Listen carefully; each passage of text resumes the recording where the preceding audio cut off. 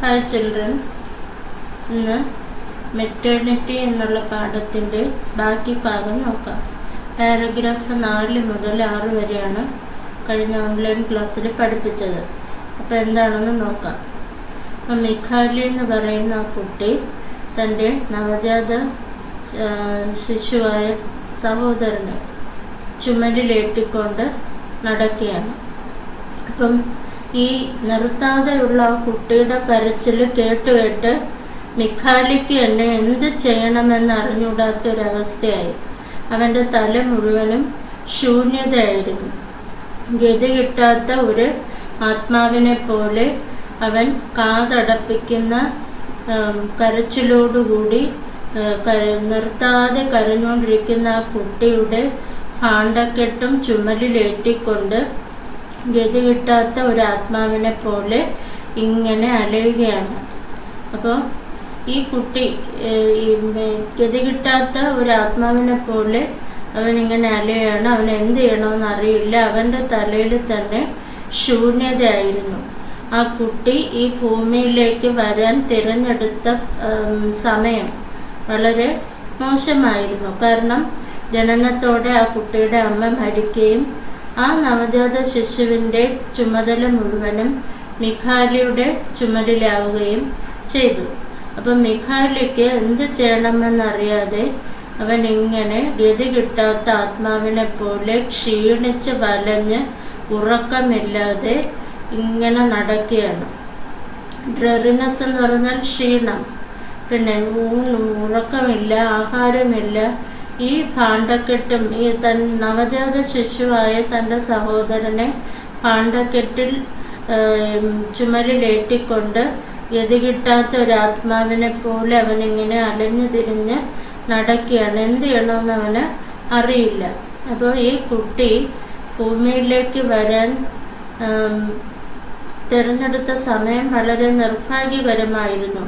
മിഖാലിയുടെ നിർഭാഗ്യ സമയത്തും ആ നവജാത ശിശുവിൻ്റെ നിർഭാഗ്യം എന്ന് പറയട്ടെ, ഏറ്റവും മോശപ്പെട്ട സമയത്താണ് ഈ കുട്ടി ജനിച്ചത്. ആ കുട്ടി അതിൻ്റെ വിശപ്പ് ഇങ്ങനെ ഉറക്കെ വിളിച്ചുകൊണ്ടാണ് എല്ലാവരെയും അറിയിച്ചത്.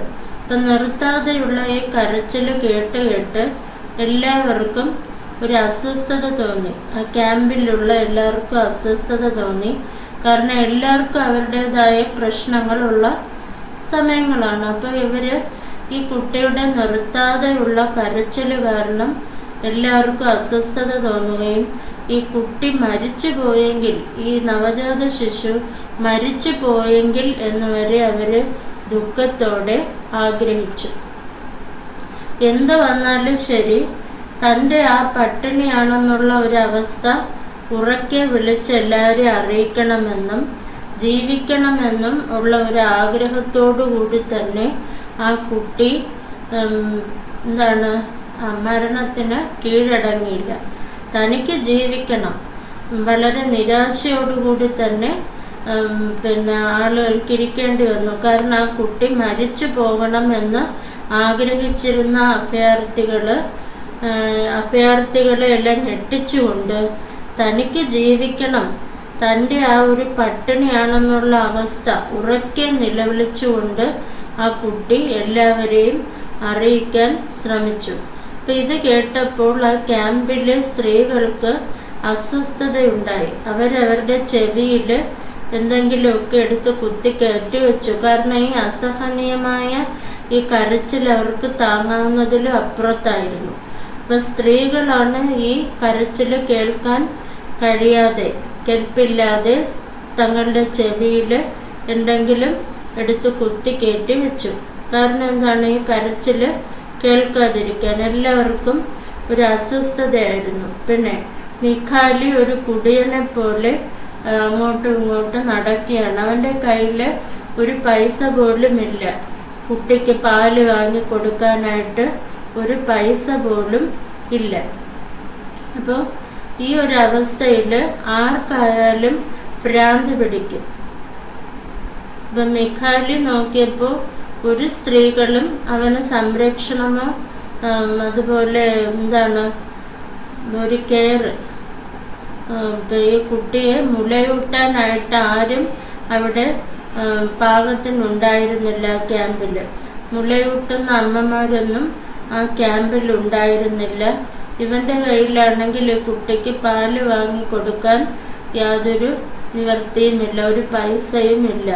അപ്പോൾ ഇവനിങ്ങനെ ഒരു കുടിയനെ പോലെ അലഞ്ഞു തിരിഞ്ഞ് ഈ പാണ്ടക്കെട്ടും ചുമലിലേറ്റിക്കൊണ്ട് നടക്കുകയാണ്. അപ്പം എന്ത് ചെയ്യണമെന്നറിയാതെ അവനിങ്ങനെ അങ്ങോട്ടും ഇങ്ങോട്ടും ഗതി കിട്ടാത്ത ആത്മാവിനെ പോലെ ഇങ്ങനെ നടക്കുകയാണ്.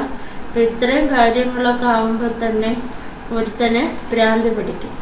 അപ്പം ഈ അവസ്ഥ മുമ്പോട്ട് നീട്ടിക്കൊണ്ട് പോകാൻ കഴിയില്ല എന്ന് മനസ്സിലാക്കിയ മിഖാലി ഈ ക്യാമ്പിൻ്റെ മറുഭാഗത്ത് അനറ്റോളിയൻസ്, ഇവിടെ ഇപ്പം ഇത് അർമേനിയൻ ക്യാമ്പാണ്, ഈ അർമേനിയൻ ക്യാമ്പിൻ്റെ മറുഭാഗത്ത് അനറ്റോളിയൻ ക്യാമ്പിലേക്ക് മിഖാലി തൻ്റെ നവജാത ശിശുവായ സഹോദരനെ കൊണ്ടുപോയി.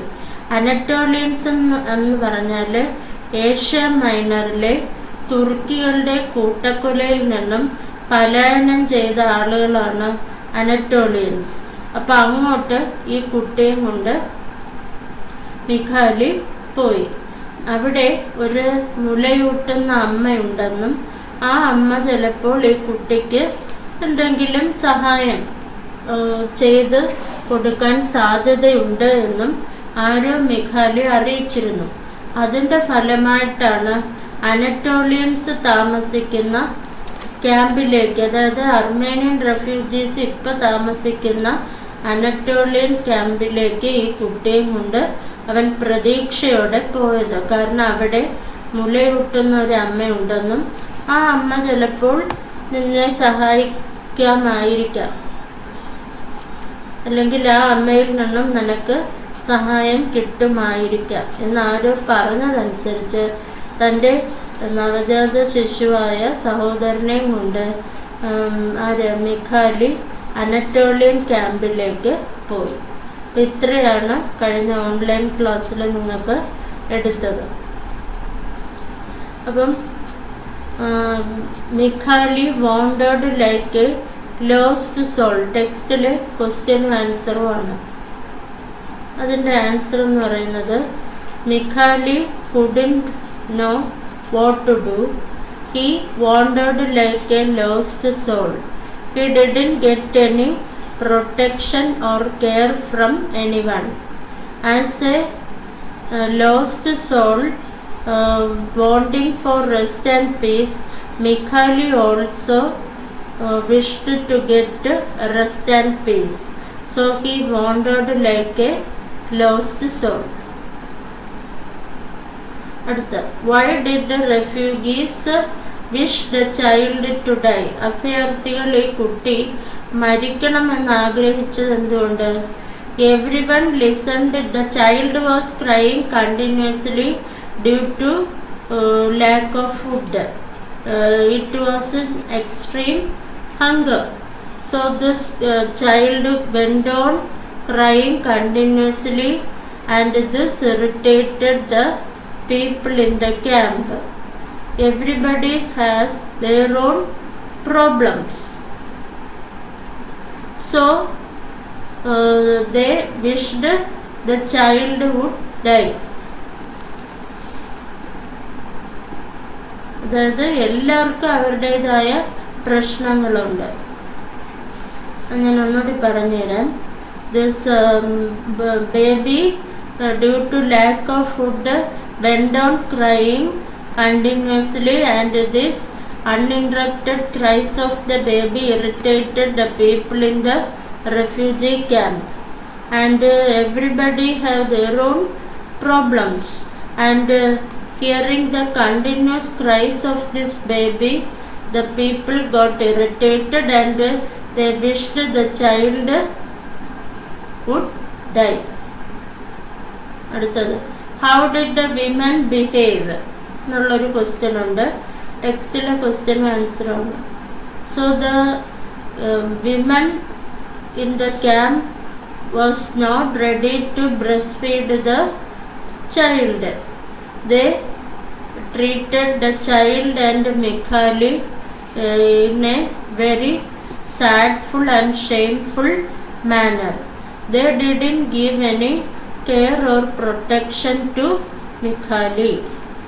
ആ സ്ത്രീകൾ കുഞ്ഞിനെ മുലയൂട്ടാൻ തയ്യാറായില്ല. അവർ മിഖാലിക്ക് ഒരു സംരക്ഷണമോ അല്ലെങ്കിൽ ഒരു കരുതലോ കൊടുത്തില്ല. അവർ വളരെ മനുഷ്യത്വമില്ലാതെയാണ് ആ കുട്ടിയോട് പെരുമാറിയത്. അത് നാണക്കേടും ദുഃഖകരവും ഉണ്ടാക്കുന്ന ഒരു സംഭവമായി പോയി. So the women in the camp refused to give protection and care to Mikhali. There were no breastfeeding mothers there.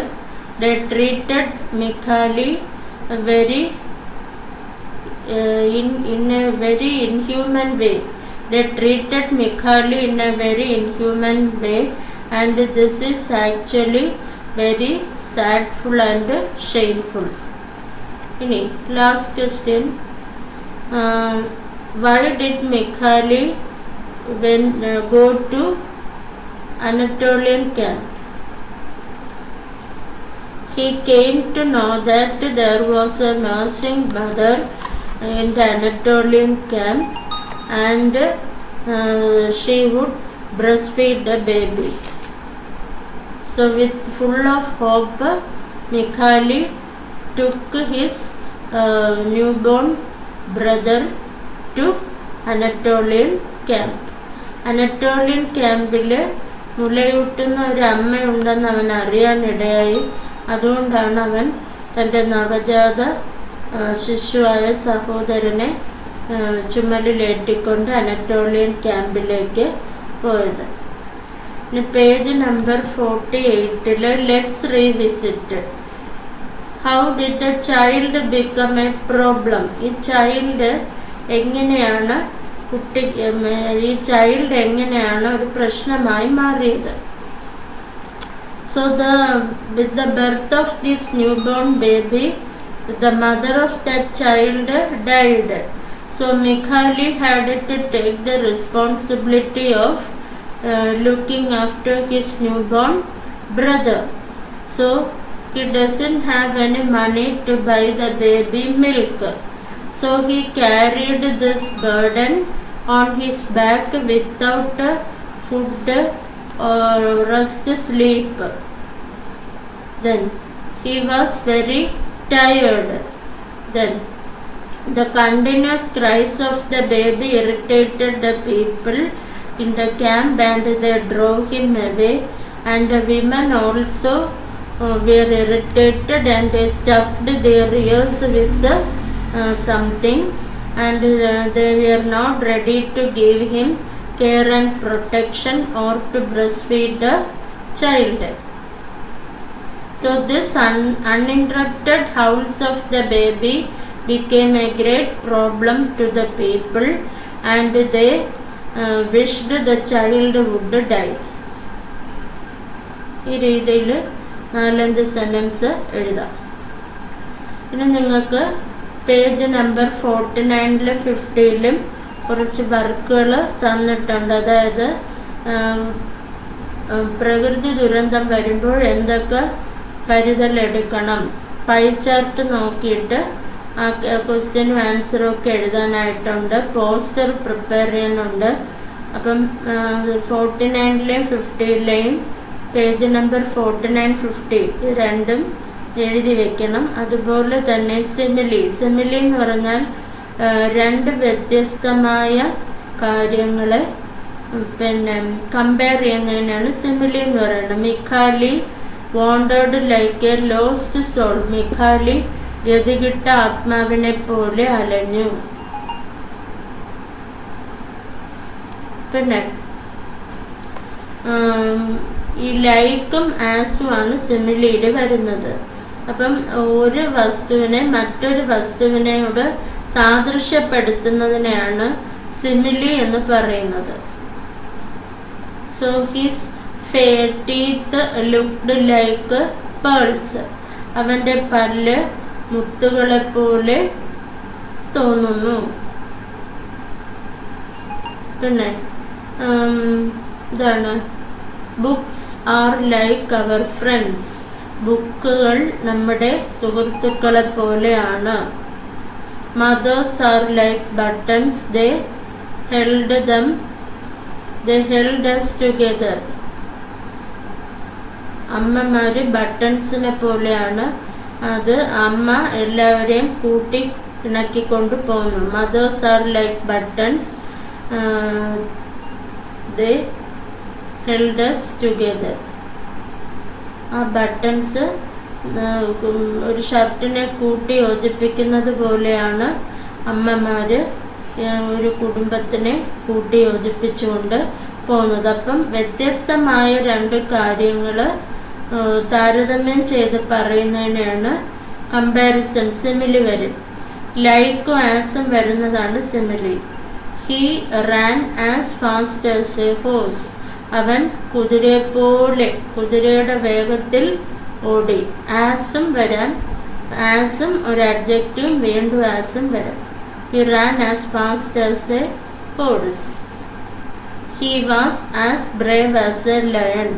അവൻ സിംഹത്തെ പോലെ ധൈര്യവാനാണ്. അപ്പം ആസും ഒരു അഡ്ജക്റ്റീവും പിന്നെ ആസും, ആ രീതിയിൽ സിമിലി എഴുതാം. ലൈക്ക് വെച്ചും സിമിലി എഴുതാം.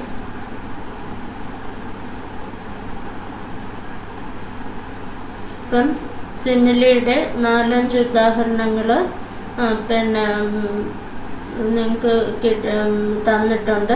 അപ്പം അത് നോട്ടിലെഴുതുക. പേജ് നമ്പർ 49-50 അതും നോട്ടിലെഴുതുക. പിന്നെ അർമേനിയൻ ക്യാമ്പ്, അതുപോലെ അനറ്റോളിയൻ ക്യാമ്പ്. ഈ ക്യാമ്പിൻ്റെ ദുരിതാവസ്ഥയെക്കുറിച്ച് ഓൺലൈൻ ക്ലാസ്സിൽ കാണിച്ചായിരുന്നു. ആ കുട്ടികൾക്ക് നല്ല പാർപ്പിടമില്ല, ഭക്ഷണമില്ല, എല്ലാവരും തിങ്ങിക്കൂടിയാണ് കഴിയുന്നത്. അവർക്ക് പിന്നെ നല്ല രീതിയിലുള്ള വിദ്യാഭ്യാസമോ അതുപോലെ തന്നെ ശുചിത്വമോ ഉള്ള ഒരു അന്തരീക്ഷമൊന്നുമില്ല. പിന്നെ മഴ പെയ്താൽ ചോരുന്ന ടെൻറ്റുകളിലാണ് അവർ താമസിക്കുന്നത്. പിന്നെ വളരെ ബുദ്ധിമുട്ടിയാണ്, തിങ്ങി ഞെരുങ്ങിയ ഒരു അന്തരീക്ഷത്തിലാണ് ഈ റെഫ്യൂജി ക്യാമ്പിലെ കുട്ടികളൊക്കെ കഴിയുന്നത്. അപ്പോൾ ആ രീതിയിലുള്ള കുറച്ച് പിക്ചേഴ്സ്, വിഷ്വൽസ് ഓൺലൈൻ ക്ലാസ്സിൽ കാണിച്ചായിരുന്നു. അതെല്ലാം കൂടെ ചേർത്ത് റൈറ്റപ്പ് എഴുതാൻ പറഞ്ഞിരുന്നു. റൈറ്റപ്പ് എഴുതുമ്പോൾ ആദ്യം ഒരു ക്യാച്ച് ടൈറ്റിൽ കൊടുക്കണം. The plight of refugee children, അതായത് അഭയാർത്ഥി ക്യാമ്പിലെ കുട്ടികളുടെ ദുരവസ്ഥ. The Armenian camp and the Anatolian camp were the two camps where people suffered a lot. In the Armenian camp, the people didn't have proper food or shelter. Some people lived in tents and some other in carpets held on 4 sticks.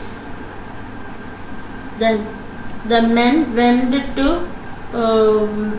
get some food and they were ready to do any work in order to keep their family from poverty and starvation.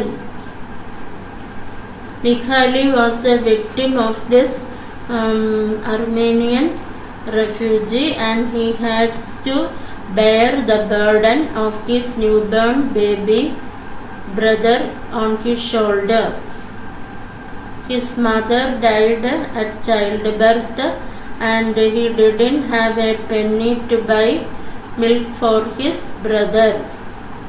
So he carried his brother on his shoulder without food, sleep or rest, peace of mind. Nobody helped him. Everybody chased him away. The women, irritated by this baby's uninterrupted howl, stuffed their ears with something. They wished the child would die. So such was the pathetic condition of the children in the refugee camp.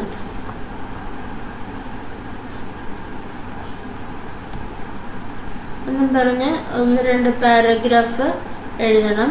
അപ്പോൾ അത് പിന്നെ Armenian ക്യാമ്പും refugee ക്യാമ്പിൻ്റെ പൊതുവായിട്ടുള്ള അവസ്ഥ എഴുതണം. they live in tents and sheds which will get drained during rain. They will not get proper food, drinking water and sanitation facilities. They won't get, and they will not get proper education, and most of the people are fleeing from one country to another due to prosecution or massacre. Then the children are getting abused and exploited, and they are doing manual labor in order to get food. ഈ രീതിയിലൊക്കെ നമുക്ക് 2 paragraph എഴുതാം. അപ്പം refugee ചിൽഡ്രനെ കുറിച്ച് ഒരു paragraph writeup ആയിട്ട് എഴുതണം. 1-2 paragraph വരെ റൈറ്റപ്പ് കൂടുതലും 6-7 മാർക്കിനാണ് ചോദിക്കുന്നത്. അപ്പോൾ ഒരു 1-1.25 പേജ് എഴുതാം. അപ്പോൾ അതെല്ലാവരും എഴുതാൻ ശ്രമിക്കുക.